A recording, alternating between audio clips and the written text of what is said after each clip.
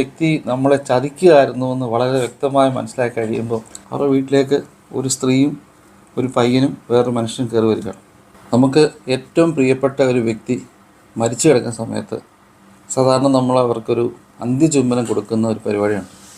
അവസാനമായി യാത്ര അയക്കുകയാണ്.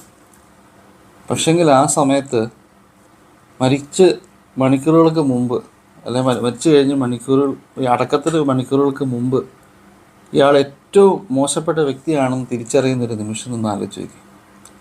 നമ്മളപ്പം അവിടെ നിൽക്കുമ്പോൾ എന്തോരം ദേഷ്യത്തോടായിരിക്കും നിൽക്കുന്നത്. ഒരു ഭാര്യയെ വളരെയധികം ആസൂത്രിതമായി ചതിച്ചൊരു ഭർത്താവിൻ്റെ സംഭവമാണ് ഞാൻ നിങ്ങളോട് ഇന്ന് പറയുന്നത്. ഒരു കുടുംബത്തിൽ ഭാര്യയും ഭർത്താവും മക്കളും വളരെ സന്തോഷമായിട്ട് കഴിയുകയാണ്. അവർ ഇന്ത്യയിലല്ല, വിദേശ രാജ്യത്ത് കഴിയുകയാണ്.